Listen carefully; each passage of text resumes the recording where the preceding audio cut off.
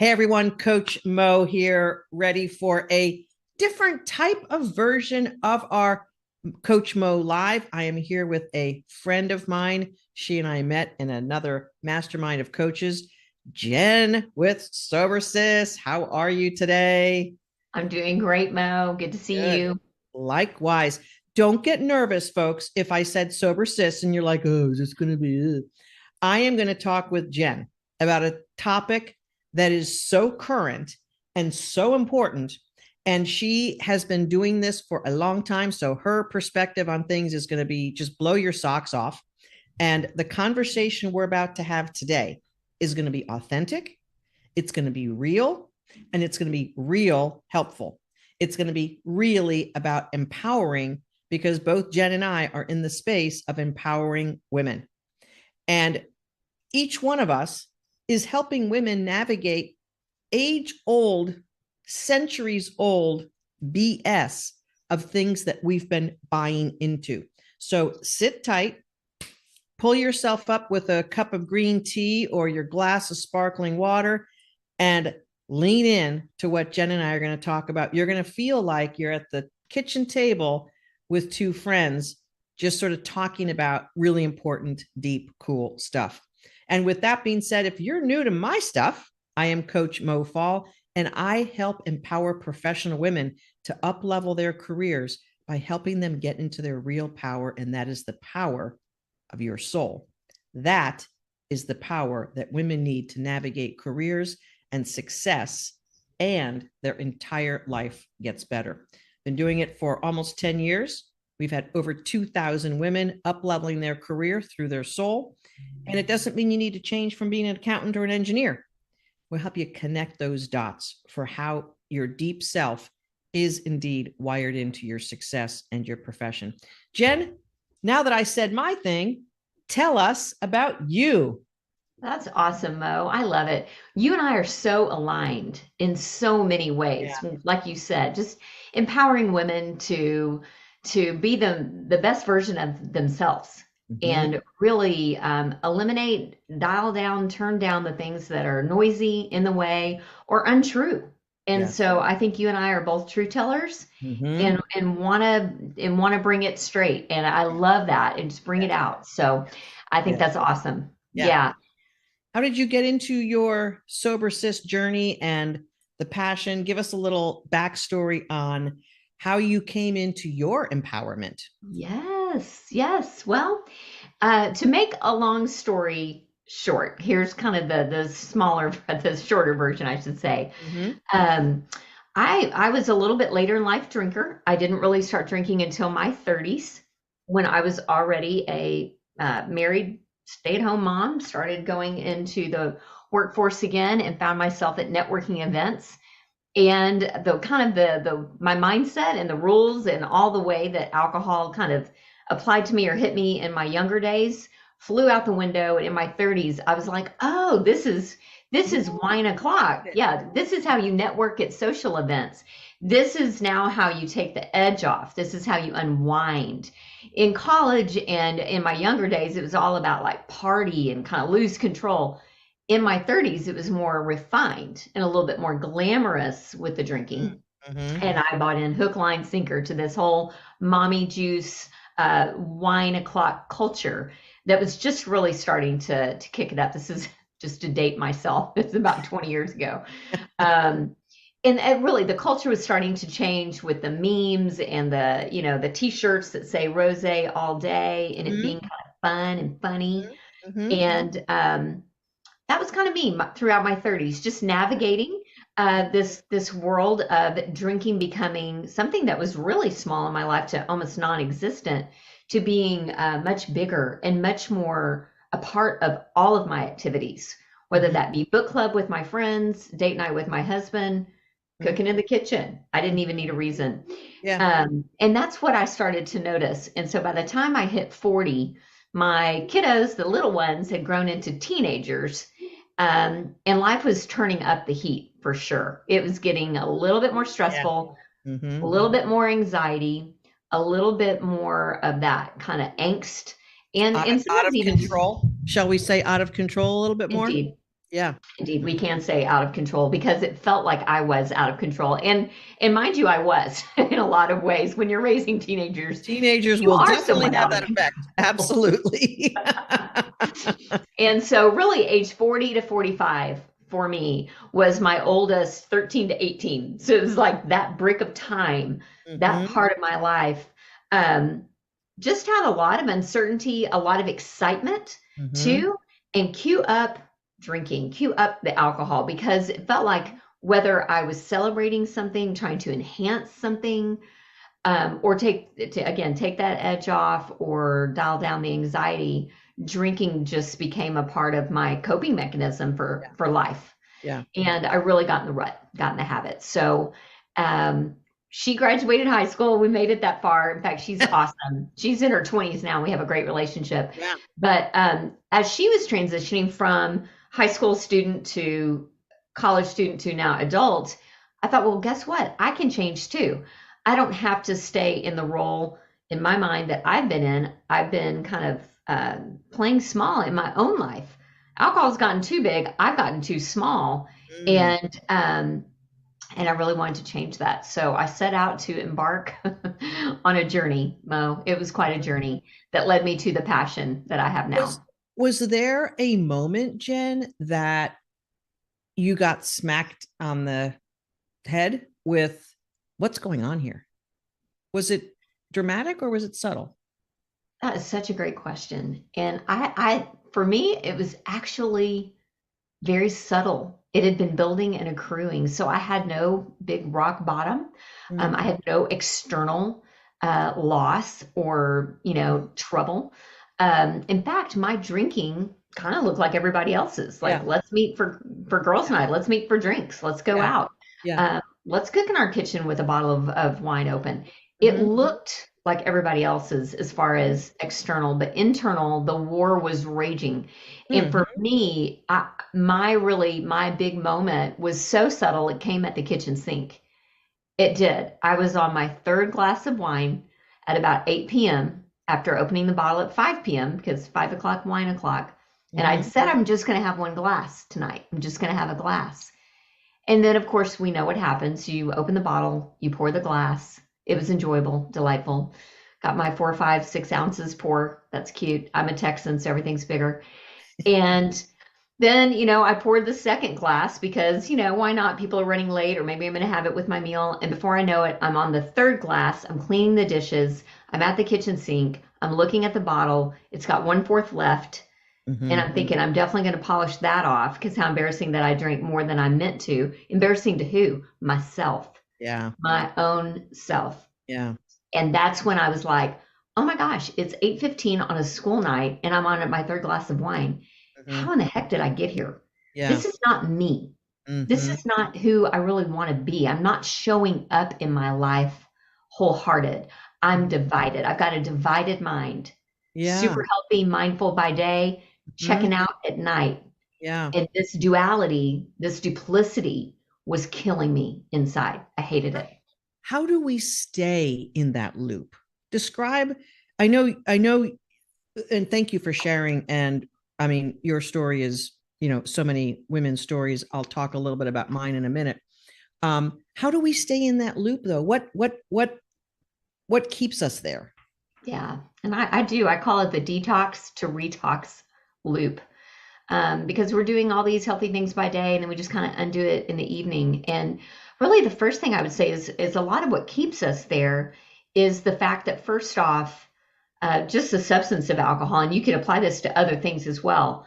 Mm-hmm. Uh, and really, our whole conversation could be applied to a lot of things. So I want women who are Yeah. listening to Yeah. kind of zoom out and see the bigger picture. If alcohol is not your thing, what is your thing Mm. beneath the thing that Yeah. takes your presence away, Yeah. that you numb out with, Right. that is misaligning for you? For me, it was drinking. It was like, what part of this does not fit the other? But so with alcohol specifically, it is an addictive substance. Mm-hmm. It by nature wants you to stay in the loop.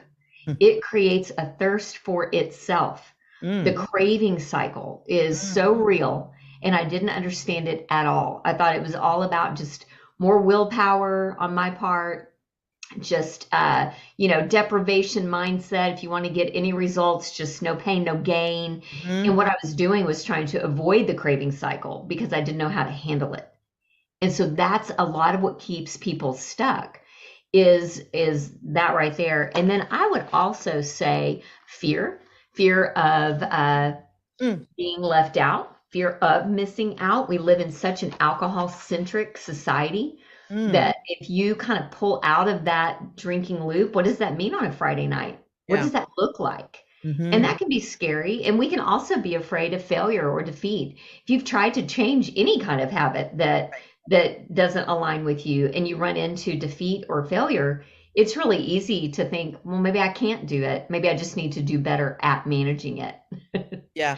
And we are such identity based beings. I mean, as a human, we have labels on us that help us relate to the world. They help us feel more comfortable with who we are or our station or stage or season in life. And sort of all of these labels that we can wear.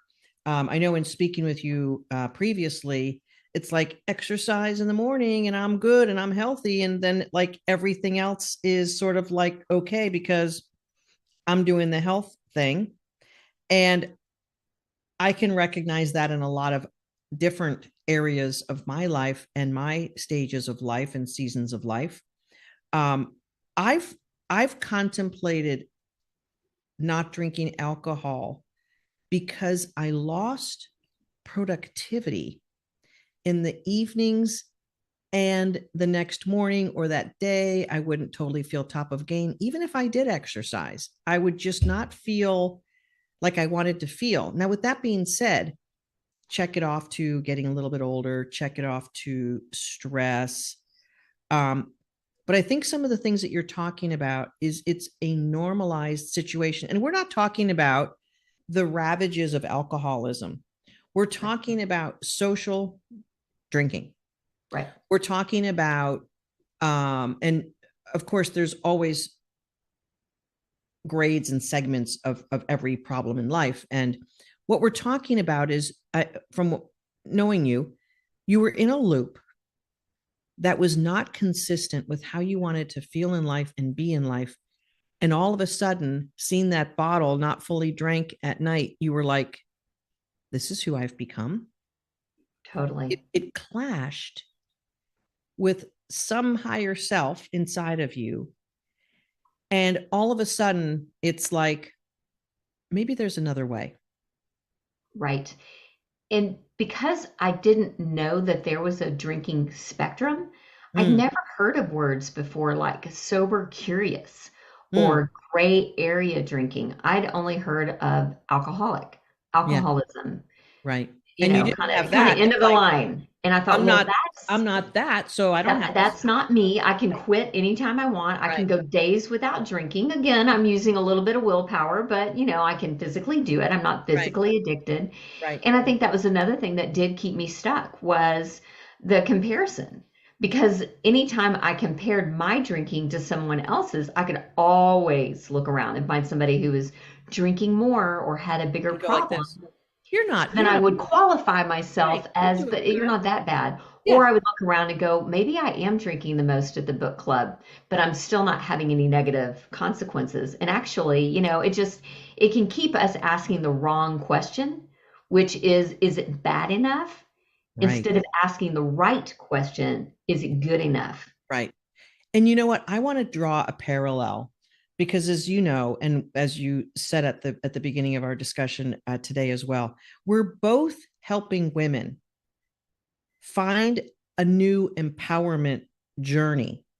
And I would say everything that you're describing is the same syndrome that happens when women don't have positive self esteem. What happens at work? It becomes toxic. I'm not getting advanced. I'm not being appreciated. I'm working too hard. I'm trying too hard. It's not going the way I think it should go. But then what happens is we get all of these messages from society and others saying, oh, this is just what work is. This is what it just is. This is what it's like to be a working mom. This is what it's like to be a woman in the corporate world. This is just how it's going to be. And we Right. begin to accept the narrative that is sort of placed on us. And we take it. Why do we take it? Because it seems like that's normal. It seems like that's life. I mean, It does seem normal. work Yeah. is called work. That's why it's hard. Like, I don't Well, know how and many why do times we I could call tell it you through happy that. hour? That's right. Because I doesn't mean, everybody have at least one happy hour a day? right. I mean, the Funny as messaging, shit. the Right. subconscious messaging there It's is unbelievable. right. And it's like when you finally question what you're doing, what you're involved in, what your reality that you've created is, it's like you pull this veil that you didn't even know was there. Right. And you sort of poke through and you go, oh, there's another way to do this. My very first retreat for my clients, I did with a good friend of mine. And I didn't know that she was not a non-drinker. It didn't occur to me to wonder or ask. But as I was getting to know her and we were prepping for the retreat, she basically said she doesn't drink. And I'm like, oh, how come? And she's like, I just decided that it didn't serve me. And I heard that and I said, you can do that? Right. You can make that decision? Like, what?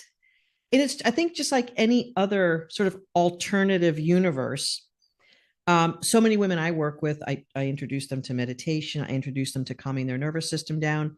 I introduce them to how to speak in their power. I introduce them how to talk about their achievements. I introduce them to all sorts of things. And it's sort of like, I didn't know I could do that. I didn't know that was possible. I Right. didn't know. I didn't know. And I'm dealing with women who are chronically stressed. And so, of course, I'm sure many of them have found that it feels better on the body to take the stress down with alcohol. Right. But the stress syndrome causes us to stay in that bad loop. And folks, if you're listening to this conversation, Jenn is on a movement with Sober Sis to help women really empower themselves through breaking free of alcohol being in charge of whatever aspect of their life. My total passion in life is to help empower women in the world of work so that women in work is not a conflict in the world anymore, that we are empowering ourselves. And when we first met, we both realized, wait a minute, we're sort of doing the same thing. We're just coming at it from a different avenue. And so I understand what's going on with chronic stress and how women stay in that loop. Describe for us, Jenn, what are the alcohol effects on the body and the brain that really keep this whole thing going? Oh my gosh, Mo, that's if we had more time, I know. You have a couple I of could spend hours. an hour on Yeah. that Yeah. alone. Yeah. But just to hit some highlights, well, first off, just if we can even grasp this concept that about 17% of our thinking mind, our conscious mind, is aware. That leaves the rest of it is subconscious, right? It's belief oriented. We're Yeah. doing what we believe, Mm-hmm. not what we think we should all the Yeah. time, right? Mm-hmm. And so what happens with this loop in the brain and body is you're getting the dopamine hit. Did you know I think you and I talked about this. You even Yeah. get a hit of dopamine when you pull the Right. glass down Just before anticipating. Yeah. just Yeah. anticipating. So I mean it The is reward such system a kicks in before reward you system. even pour it. Yeah. And what happens is you consciously, in your body, brain, mind, experience relaxation when you drink. We all know this. That's why we are drawn to it in the first place. Mm-hmm. Some would say it's for the taste. I would say most would agree it's for the buzz. It's for the let your shoulders down out of your ears type moment. And Mm-hmm. what happens is that relaxation is very real because alcohol is an anesthetic. It's a depressant. It numbs and dulls everything. So if you're feeling stressed, if you're feeling anxious, it will temporarily That's turn right. that down. Yeah. And so our brain is like, Eureka, this works. I like this. But what the brain doesn't understand, it doesn't correlate that later we're going to have more anxiety. Everything that goes up must come down. So I could get all fancy with like the science words. I've learned, y'all, I'm not a scientist, but Right. I've learned science words. Yeah. And, for everything that goes up there must come down. There's an equal and opposite reaction. We can't stay at that euphoric, blissful, buzzing feeling. That's why we drink again, is Hmm. because we're trying to maintain that. And so we don't often, though, associate I drank, I enjoyed it. I'm also now feeling more anxious the next day, or maybe the 3 a.m. wake up call. We're not necessarily putting these two together. Right. So it's more like if I drink again, I can get rid of this feeling because this works. When really this, the drinking, is a lot of what's causing. It is actually fueling the stress, Yeah. cortisol, Yeah. the anxiety, the actual things in your body that are your adrenal glands. Everything is reacting to that toxic altercation that's going on in your body that is altering your mind. It is altering everything. It's altering every system. So Yeah. it's trying to get back into balance. And to do that, you've got two choices. Do it again or don't do it. And then your brain is like, you're not giving me what I need. What gives? Right. You're not producing the result. And Yeah. so that's part of the Yeah. loop. So there's a reward center that happens. So we're like totally getting the right hit to keep us doing a habit. And then there's the shame, the guilt, the negative feeling in our body. After we've anesthetized ourselves through one drink, starts to wear off. We're like, ooh, I need another one. And then you talked about the next day.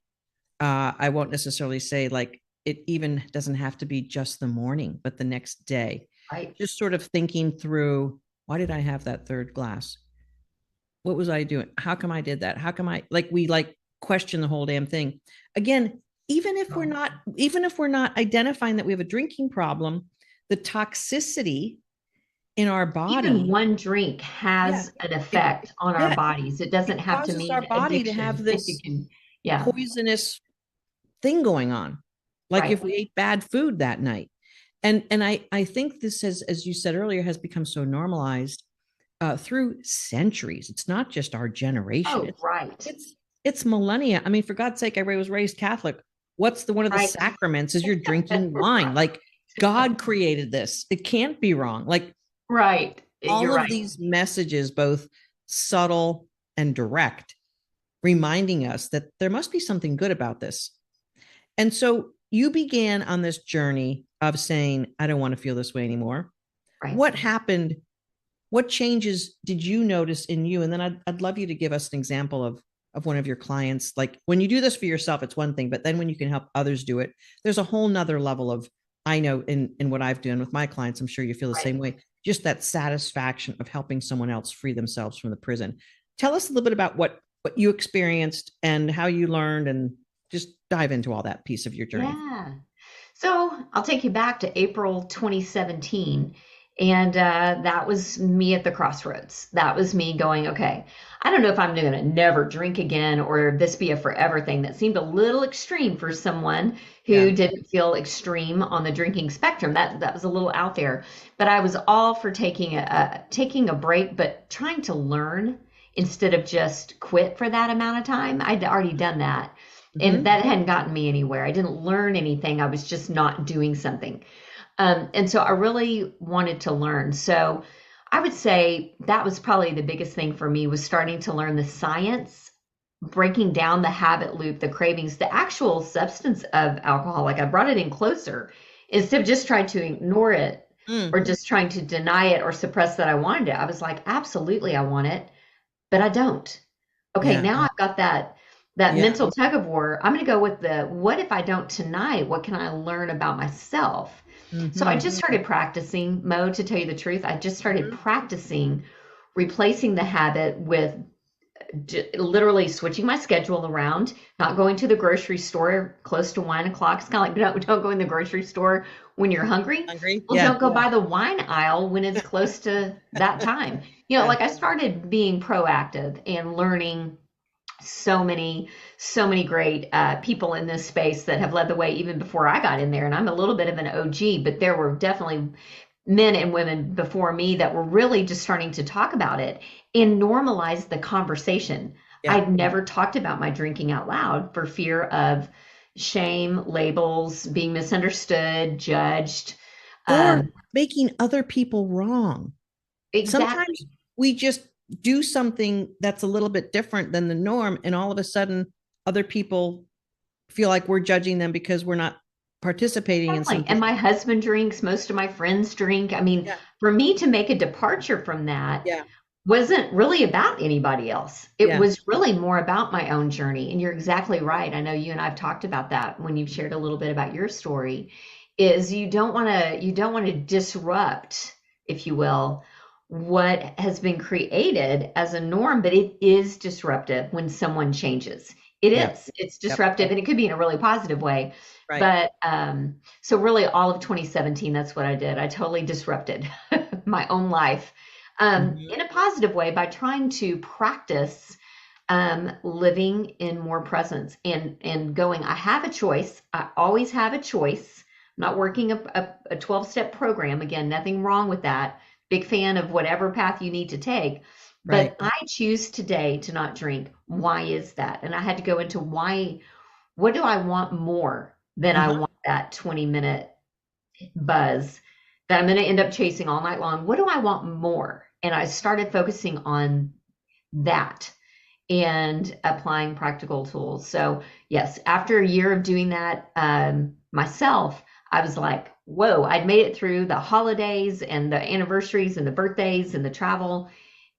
And I had set out to just be alcohol free for like 6 weeks. That was kind of my Hmm. initial goal. 42 days, 1,000 hours. I got this. I'm thinking, oh, do I have this? It's a long time.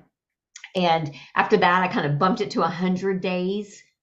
And then before I knew it, I was like, oh my gosh, I'm not drinking for 6 months now. Yeah. Yeah. What if I went a whole year? What would it be like to my mind, body, and spirit if I gave it that time?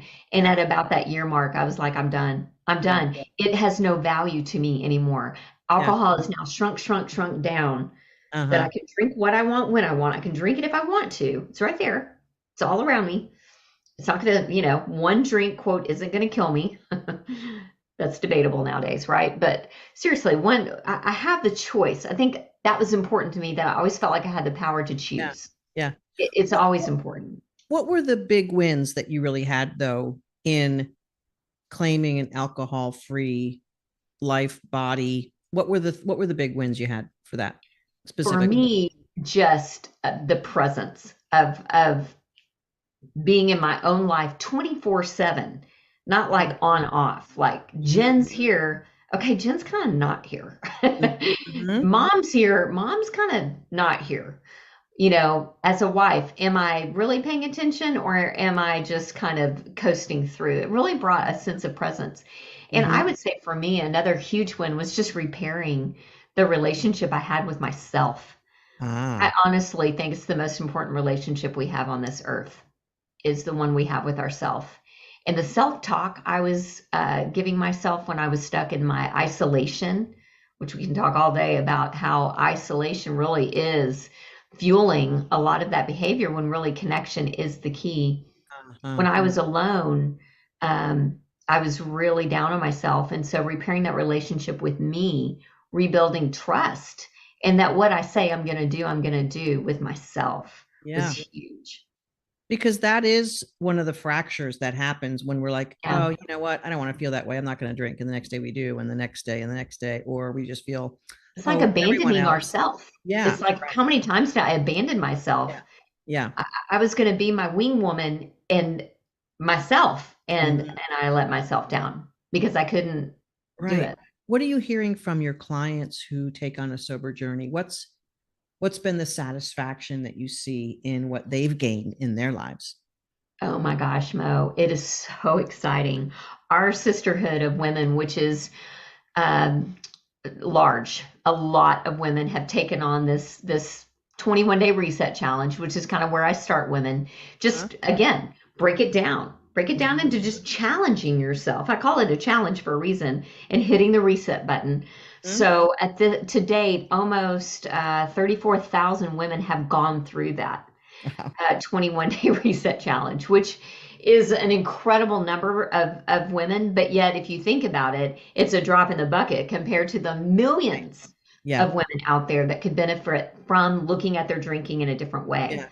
Yeah. But what I've seen come out of this strong sisterhood is people just getting a whole new leash on life, which is where you and I get so excited. And that's Yes. our passion. Because I Yes. watch women, it's almost like watching, like a flower in a pot that has no water, literally dehydrated, Yeah. uh, in the corner with no sunlight, and then taking that plant, to go with the analogy, putting it outside, watering it, and watching it flourish and bloom.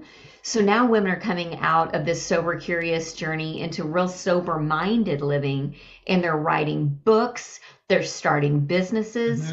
I Yeah. even have a sister who's running for Congress this year. She's actually running for a state Senate seat. And she spent 3 years alcohol free, sober minded, and just said, Jen, if I had been drinking, there's no way I wouldn't have done it. Right. Oh, So wow. Wow. Wow. Wow. yeah, it changes everything. And drinking's really not the issue. It's just a poor solution to the real issues. And so when we knock that down, it's like the lead domino, everything Mhm. else begins to open up and fall more into place. And then you can do the real work. Right. Then we know ourselves better. Yeah. We gain confidence by handling uncomfortable feelings, the Yeah. experience of reconnecting with ourselves. We navigate, let's call it social awkwardness, in a way that Yep. we don't need a crutch to handle that. And, one of the things that sort of encapsulated me is, and I think a lot of women can relate to this because I've had this conversation with a lot of women. Um, I was on a trail of loving wine, loving France, loving Napa, loving Sonoma, learning about wine, feeling very enamored. And I still sort of am with the history of wine and grapes and fermenting and taste and the nuances of that. Um, for a while, I loved, and I still actually would do this, make a drink, make a special cocktail for family and loved ones as sort of like a celebratory, happy, again, the dopamine rush really in the making of it and the pleasure others are getting from it. I come to find out, as my parents moved down to South Florida about a decade ago, that my grandfather was known for that as well.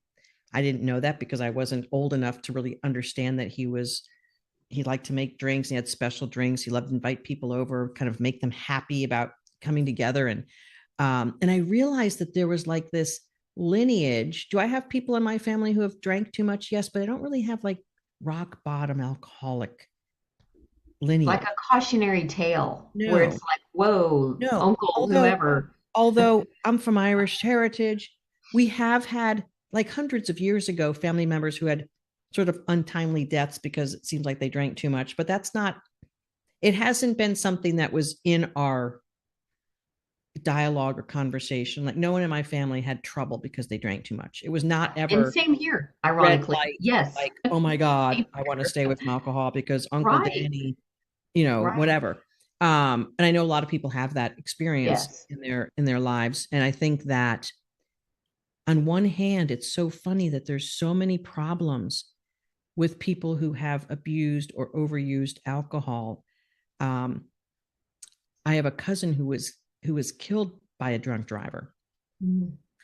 And I know that the Mothers Against Drunk Driving, I think, was a big, big part of getting drunk driving laws passed in probably every state. Yeah.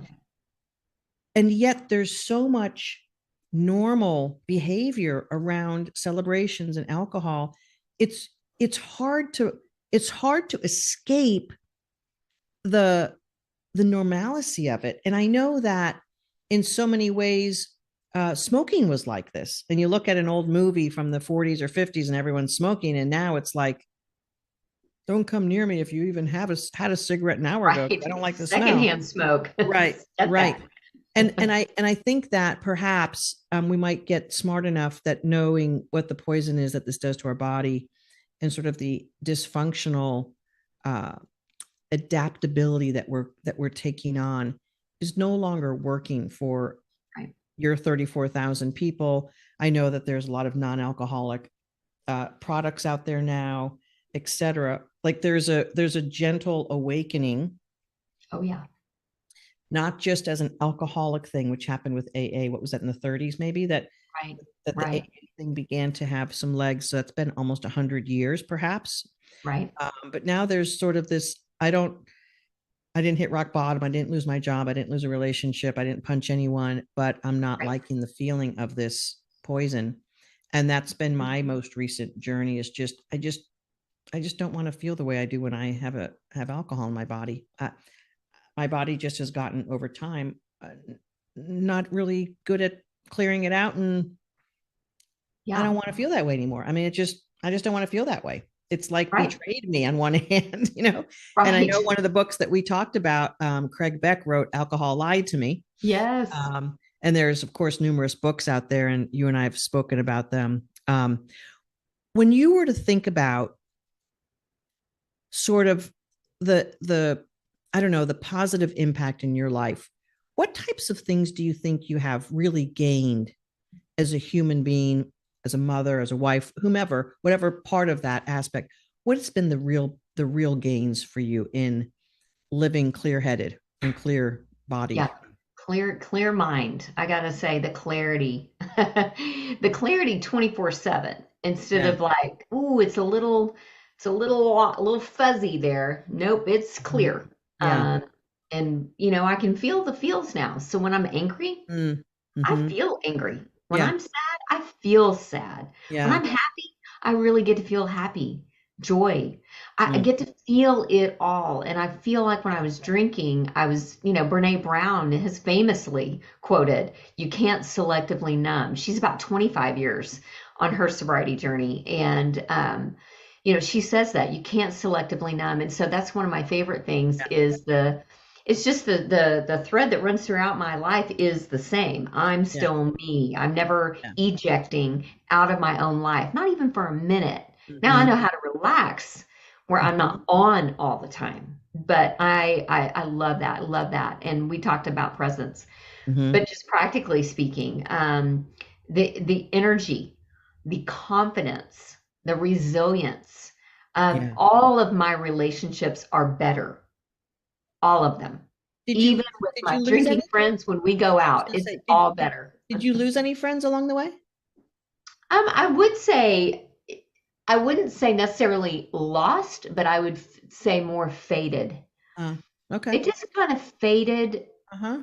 into the background further and further Yeah. because I realized drinking was our activity. Yeah. It was our Right. bond. Right. And Yeah. then I've got what I call heart friends that we can get together for 3 hours. And I don't care if they have three margaritas and I've had three Topo Chicos, we're still going to have a good time. We're going to connect. Yeah. You know, And it's two, I know when to leave. I know how long to stay and when it's time to go. And I can get the best of everyone and then head on out for some self-care at home, draw that bath and get that book going. And it's a win-win. I can still socialize whether other people around me are drinking or not, but I don't need to stay right. past that certain Yeah. line. It's Yeah. invisible, but we all know it's there. Yeah, exactly. And back to some of the things that I feel that I've been able to choose differently. Just and look, I didn't drink a lot. I drank on the weekend. I was a social drinker, but just being able to read in the evening, being able to The wake up in the productivity, morning like and you said, the stick with choices. my exercise routine, Yes. not sort of wimp out on stuff that was really important to me because I wasn't feeling fully as strong and powerful as myself. I love having this conversation with you, Jenn. And for those of you who are listening, this may be somewhat radical. This conversation may feel like, oh, are you against something? Oh, are you this? Are you that? I am all in on people having personal choices and being able to live their lives the way that they choose to want to live them. I have recognized in so many women I've worked with that being in a chronic stress pattern has disempowered them, Mm-hmm. has brought them into a self that they hardly want to be or recognize. And each and every one of us, I believe, is on a path in this life to find the way to our truth, to find the way to the higher version of ourselves and to claim that and to light that light up so that we can be the beacon in the world that we were born to be. And to me, at this part of my journey, I'm choosing all of the things that help me be the biggest light in the world, not for my ego, but for my purpose and my soul's mission in life. And I actually find in many ways, it just changes my decisions about what I want to do. I mean, years ago, I stopped watching the news because that didn't feel good. And then I stopped watching movies that were shoot them up, kill them up, slice them on the neck. I've made choices over 30 years, each and every year or couple of years, that just allow me to have greater awareness and a higher recognition of self, and to choose the things that come into my life so that I'm bringing beauty and love and generosity and light. And those are my choices. And if things aren't that, I don't want to do it or do it long or participate. So I think the thing about a personal journey as well, it gets subtler and subtler. And we realize how precious our soul is and our being. And it's like, I don't want to do anything that's gonna. When you say that, Mo, and I just agree. And just from my own just personal experience and my own personal worldview, just my spirituality, my faith walk, my personal relationship with God has totally changed. I felt like, for me, that's super important. And I felt like, as my creator, I'm the created, he's the creator. He's molded me and made me in such a unique way.